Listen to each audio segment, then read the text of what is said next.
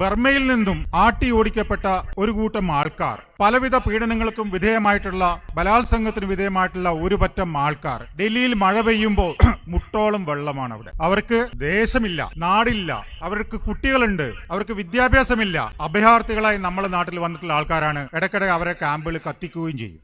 India എന്ന് ലോകത്തിന്റെ നായകനാണ്, വിശ്വഗുരുവാണ് എന്നൊക്കെ പറഞ്ഞ് നമ്മൾ അഹങ്കരിക്കുമ്പോൾ നമ്മുടെ ഇടയിൽ പീഡിതരായി നമ്മളെ മുമ്പിലേക്ക് വരുന്ന ജനങ്ങളെ മതത്തിന്റെ അടിസ്ഥാനത്തിൽ വേർതിരിക്കാൻ പറ്റുകയാണെങ്കിൽ അതാണോ നമ്മൾ ആഗ്രഹിക്കുന്ന ഇന്ത്യ? നമ്മളെല്ലാവരും തന്നെ ഇവിടെ ഭരണഘടന വായിച്ചു, ഭരണഘടന നമ്മൾ ഉണ്ടാക്കി. പക്ഷെ ഭരണഘടന ഉണ്ടാക്കിയതുകൊണ്ട് മാത്രം പോരാ, ഭരണഘടന സംരക്ഷിക്കപ്പെടണം. നമ്മൾ ഈ റാലി സംഘടിപ്പിച്ചിട്ടുള്ളത് തന്നെ ഭരണഘടനാ സംരക്ഷണ സമിതിയാണ്. അപ്പൊ നമ്മളിപ്പോൾ എത്തിച്ചേർന്നിട്ടുള്ള ഒരു ഘട്ടം എന്ന് പറയുന്നത് ഭരണഘടനയെ എങ്ങനെ നമുക്ക് സംരക്ഷിക്കാം എന്നുള്ളതാണ്. കാരണം അതൊരു സമരം കൂടിയാണ്. ഭരണഘടനയെ സംരക്ഷിക്കുക എന്നുള്ളത് ഒരു രാഷ്ട്രീയ പ്രവർത്തനം കൂടിയാണ്. അതുകൊണ്ടാണ് ഈ തിങ്കളാഴ്ച ഒരു വർക്കിംഗ് ഡേ ആണ്, നോമ്പ് ദിവസമാണ്. നിങ്ങളെല്ലാവരും തന്നെ ഈ സമരത്തിൽ പങ്കാളികളാകാൻ ഇവിടെ എത്തിച്ചേർന്നിട്ടുള്ളത്. കാരണം നമ്മളുടെ ഓരോരുത്തരുടെയും കടമയാണ് നമ്മളുടെ ഭരണഘടന സംരക്ഷിക്കുക എന്നുള്ളത്.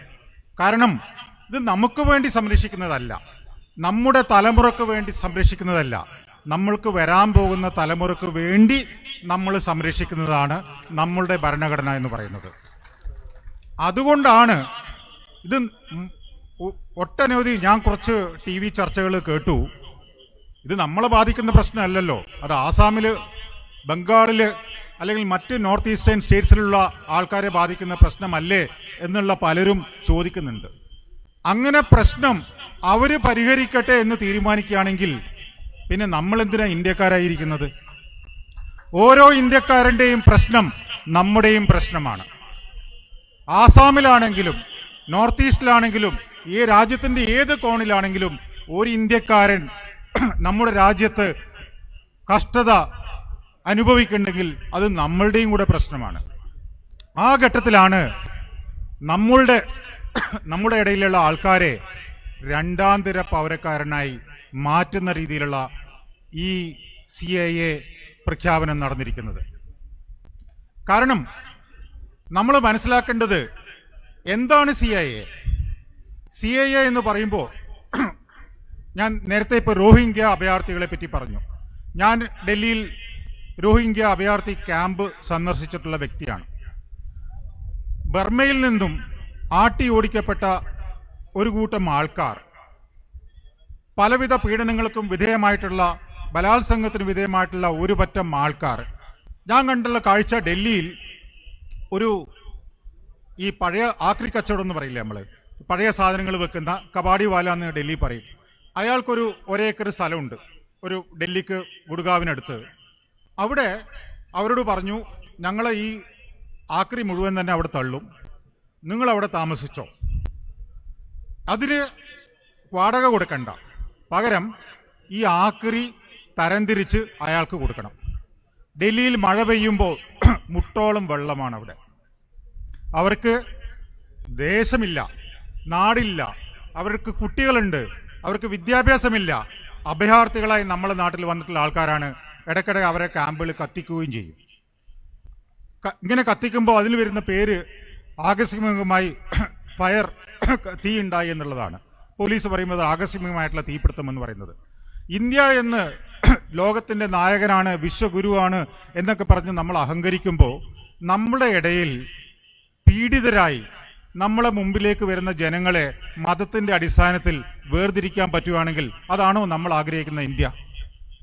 നമുക്ക് ഇന്നിപ്പോ പൗരത്വത്തിന്റെ അടിസ്ഥാന തത്വം എന്ന് പറയുന്നത് മതപരമായിട്ടുള്ള വിഭജനമാണ്. മുസ്ലിങ്ങളായിട്ടുള്ള ആൾക്കാർ ഇന്ത്യയിൽ വരണ്ടെന്നാണ് പറയുന്നത് ഇന്ത്യ ഗവൺമെന്റ് ഇപ്പോൾ പറഞ്ഞിരിക്കുന്നത്. ഇന്ത്യ ഗവൺമെന്റ് മുസ്ലിങ്ങളായിട്ടുള്ള ആൾക്കാർ ഇന്ത്യയിൽ വരണ്ടെന്ന് പറയണമെങ്കിൽ ഇന്ത്യ ഗവൺമെന്റിന്റെ ഒരു മതമുണ്ടോ? മതമുണ്ട് എന്നല്ലേ ഗവൺമെന്റ് ഇപ്പോൾ പറയുന്നത്? ഒരു പ്രത്യേക മതത്തിൽപ്പെട്ട വ്യക്തികൾ ഈ രാജ്യത്ത് വരണ്ട എന്ന് പറയുകയാണെങ്കിൽ ഇതാണ് നമ്മുടെ മതം, ഇത് ഹിന്ദുമത രാജ്യമാണ്, അതുകൊണ്ട് നീ ഇങ്ങോട്ട് വരണ്ട എന്നല്ലേ അവർ പറയുന്നത്? അതല്ലല്ലോ നമ്മുടെ രാജ്യം, അതല്ലല്ലോ നമ്മൾ കെട്ടിപ്പടുക്കുന്ന അല്ലെങ്കിൽ കെട്ടിപ്പടുത്തുകൊണ്ടിരിക്കുന്ന രാജ്യം എന്ന് പറയുന്നത്, അതിനെതിരെ നിൽക്കുന്ന ഏതൊരു പോരാട്ടവും ഓരോ ഇന്ത്യക്കാരൻ്റെയും പോരാട്ടമായി നമ്മൾ കാണേണ്ടതാണ്. അത് രാജ്യത്തിൻ്റെ ഏത് കോണിലായാലും അവരെ സംരക്ഷിക്കാനുള്ള നിലപാടുകൾ നമ്മൾ സ്വീകരിക്കേണ്ടതാണ്. ഞാൻ കൂടുതൽ ദീർഘിക്കുന്നില്ല, കാരണം കുറേ പേര് സംസാരിക്കാൻ ഇവിടെയുണ്ട്. സംസാരിക്കുകയാണെങ്കിൽ ഈ വിഷയങ്ങളെക്കുറിച്ച് ഒട്ടനവധി കാര്യങ്ങൾ പറയാനുണ്ട്. പക്ഷേ നമ്മളെല്ലാവരും ഒരു ചെറിയ കാര്യം കൂടെ പറഞ്ഞുകൊണ്ട് നിർത്തുന്നു. നമ്മുടെ ഭരണഘടന നമ്മളിവിടെ വായിച്ചു. അപ്പോൾ ഈ ഭരണഘടനയുടെ ആമുഖമാണ് നമ്മളിത് വായിച്ചിട്ടുള്ളത്. പ്രിയാമ്പിൾ എന്ന് ഇംഗ്ലീഷിൽ പറയും. നമ്മൾ ജസ്റ്റ് ഒരു വായനയായിരുന്നു അത്. ഞാൻ ഒന്നും കൂടെ അത് വായിക്കാൻ ഉദ്ദേശിക്കുന്നു നിങ്ങളുടെ മുമ്പിൽ, മലയാളം തന്നെ. നമ്മുടെ രാജ്യം എന്തായിരിക്കണം, നമ്മൾ ഈ ഭരണഘടന കാച്ചി കുറുക്കിയാൽ അതാണ് നമ്മളുടെ പ്രിയാമ്പിള്. അതിൻ്റെ എസെൻസ് ആണ് നമ്മുടെ പ്രിയാമ്പിള്. ഇതിനെ നമുക്ക് ഒരു ഭരണഘടനയ്ക്കും ഒരു പാർലമെന്റിനും, മുഴുവൻ പാർലമെന്റ് അംഗങ്ങളും സംഘപരിവാർ ശക്തികളാണെങ്കിൽ പോലും ഇതിനെ അമെൻഡ് ചെയ്യാൻ പറ്റില്ല എന്നാണ് സുപ്രീം കോടതി പറഞ്ഞിട്ടുള്ളത്.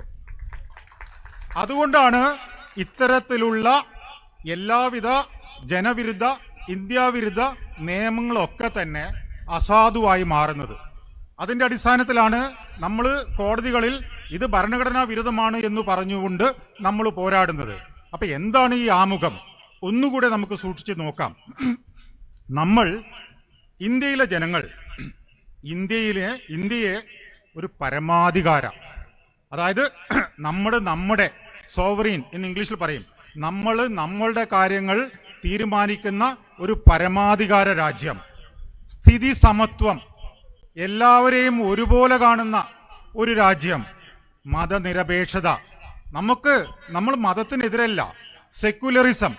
അതായത് ഇംഗ്ലണ്ടിലൊക്കെ സെക്യുലറിസം എന്ന് പറയുകയാണെങ്കിൽ മതത്തിനെതിരാണ്.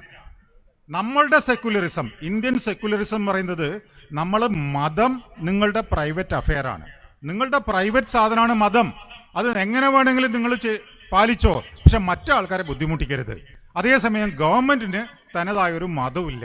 അതാണ് നമ്മളുടെ മതനിരപേക്ഷത സംസ്ഥാനം. ജനാധിപത്യം. എന്താണ് ജനാധിപത്യം? കുറെ ആൾക്കാർ വോട്ട് ചെയ്ത് ഒരാളെ തെരഞ്ഞെടുത്ത് ഭൂരിപക്ഷത്തിന്റെ അടിസ്ഥാനത്തിൽ തെരഞ്ഞെടുക്കുന്നത് മാത്രമല്ല ജനാധിപത്യം. ഒരു ഫ്രീ ആൻഡ് ഫെയർ ഇലക്ഷനിലൂടെ, സ്വതന്ത്രവും നീതിപൂർവവുമായിട്ടുള്ള ഒരു തെരഞ്ഞെടുപ്പിലൂടെ തെരഞ്ഞെടുക്കപ്പെട്ടാൽ മാത്രമേ ജനാധിപത്യത്തിന്റെ അന്തസ്സത്ത കൈവരികയുള്ളൂ. അവിടെയാണ് നമ്മളുടെ ഒരു ജനാധിപത്യ വ്യവസ്ഥയാണെങ്കിലും നമ്മളുടെ ജനാധിപത്യത്തിന് തകരാറുണ്ട് എന്ന് നമ്മൾ കണ്ടെത്തുന്നത്. ഇത് പൂർണ്ണമായ ജനാധിപത്യ പ്രക്രിയയിലൂടെയല്ല നമ്മളുടെ ഗവൺമെന്റ് തെരഞ്ഞെടുക്കപ്പെടുന്നത്. ഒരു ജനാധിപത്യ ഡിക്റ്റേറ്റർഷിപ്പിലേക്ക് നമ്മൾ പോയിക്കൊണ്ടിരിക്കുന്നു എന്ന് നമ്മൾ മനസ്സിലാക്കണം. അതുപോലെ തന്നെ എല്ലാ പൗരന്മാർക്കും നീതി നമ്മൾ ഉറപ്പുവരുത്തുന്നുണ്ട്. എന്ത് തരത്തിലുള്ള നീതിയാണ്? സാമൂഹ്യ നീതി, സാമ്പത്തിക നീതി, രാഷ്ട്രീയ നീതി. അതാണ് നമ്മൾ പറഞ്ഞിട്ടുള്ള നീതി. അത് നമ്മൾ പറഞ്ഞിരിക്കുന്നത് നീതി, സ്വാതന്ത്ര്യം, സമത്വം, സാഹോദര്യം. നീതി ഞാനിപ്പോൾ പറഞ്ഞു. സ്വാതന്ത്ര്യം, എന്തിനുള്ള സ്വാതന്ത്ര്യം? ചിന്തക്കുള്ള സ്വാതന്ത്ര്യം, ആശയാവിഷ്കാരത്തിനുള്ള സ്വാതന്ത്ര്യം, വിശ്വാസത്തിനുള്ള സ്വാതന്ത്ര്യം, ഭക്തിക്കുള്ള സ്വാതന്ത്ര്യം, ആരാധനക്കുള്ള സ്വാതന്ത്ര്യം. അതാണ് നമ്മൾ വായിച്ച സ്വാതന്ത്ര്യം ഇതിനകത്ത്. അതുപോലെ തന്നെ സമത്വത്തെ പറ്റി നമ്മൾ ഇതിൽ വായിച്ചു. നമ്മൾ നേരത്തെ ശ്രീ സ്വരാജ് അത് വായിച്ചു കേൾപ്പിച്ചപ്പോൾ നമ്മളത് ശ്രദ്ധിച്ചിട്ടുണ്ടാവില്ല. എന്ത് തരത്തിലുള്ള സമത്വം? സ്ഥാനമാനങ്ങൾ നൽകുമ്പോഴുള്ള സമത്വം, അവസര സമത്വം. ഇതാണ് നമ്മൾ സമത്വം കൊണ്ട് പറഞ്ഞിട്ടുള്ളത്. അതുപോലെ തന്നെ സാഹോദര്യം, വ്യക്തിയുടെ അന്തസ്സും രാഷ്ട്രത്തിന്റെ ഐക്യവും അഖണ്ഡതയും ഉറപ്പുവരുത്തുന്ന സാഹോദര്യം. അതാണ് നമ്മളുടെ ഭരണഘടനയുടെ, നമ്മൾ രാവിലെ വായിച്ചിട്ടുള്ള ഈ ഭരണഘടന നമുക്ക് ഉറപ്പ് നൽകിയിട്ടുള്ളത്. അപ്പൊ നമ്മളുടെ ഓരോരുത്തരുടെയും ഒരു പൗരൻ എന്ന നിലയിൽ നമ്മളുടെ ഓരോരുത്തരുടെയും കടമ എന്നുള്ളത് ഭരണഘടന കൊണ്ട് കെട്ടിപ്പിടിച്ച് കിടന്നുറങ്ങിയല്ല, മറിച്ച് ഇതിനെ സംരക്ഷിക്കാനുള്ള സമരത്തിന്റെ ഭാഗത്തിൽ അണിചേരുക എന്നതൊന്ന് മാത്രം പറഞ്ഞുകൊണ്ട് ഞാൻ നിർത്തുന്നു. നമസ്കാരം.